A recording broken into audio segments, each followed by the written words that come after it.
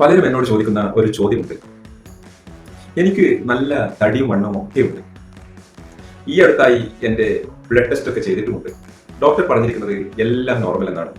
അതുപോലെ തന്നെ അമിതവണ്ണം കാരണമുള്ള യാതൊരു ബുദ്ധിമുട്ടുകളും ഇപ്പോൾ എനിക്കില്ല. പിന്നെ ഞാൻ എന്തിന് വെയിറ്റ് ലോസ് ചെയ്യണം? നമ്മുടെ കൂട്ടത്തിലെ പലരും ചോദിക്കുന്ന ഒരു ചോദ്യമാണ്. സത്യത്തിൽ നമ്മൾ ഓരോരുത്തരും വെയിറ്റ് കുറച്ച് ഐഡിയൽ വെയിറ്റ് മെയിൻറ്റെയിൻ ചെയ്യേണ്ടതിന്റെ ആവശ്യമുണ്ടോ? ഇവിടെ നമ്മൾ മനസ്സിലാക്കേണ്ടത് വലിയൊരു കൺഫ്യൂഷനാണ്.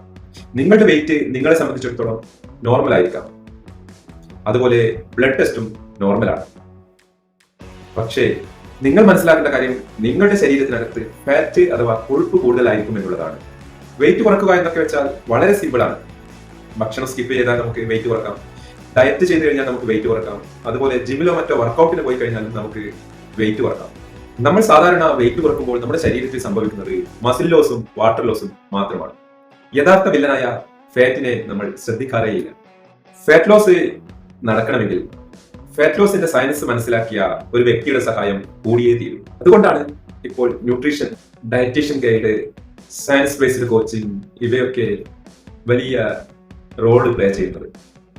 അതുകൊണ്ട് തന്നെ ഹെൽത്ത് ഡാമേജ് ചെയ്യാതെ, മസിൽ സേവ് ചെയ്തുകൊണ്ട്, ആന്റി ഏജിങ് സപ്പോർട്ട് ചെയ്തുകൊണ്ട് ഫാറ്റ് റെഡ്യൂസ് ചെയ്യാൻ ആഗ്രഹിക്കുന്നവരെ ഞാനും സപ്പോർട്ട് ചെയ്യുന്നുണ്ട്. സത്യത്തിൽ വെയിറ്റ് അല്ല, ഫാറ്റ് ആണ് റെഡ്യൂസ് ചെയ്യുന്നത്. നിങ്ങളും ഇങ്ങനെ സീരിയസ് ആയി ചിന്തിക്കുന്ന ഒരു വ്യക്തിയാണെങ്കിൽ നിങ്ങൾക്ക് എന്നെ ബന്ധപ്പെടാം. Thank you.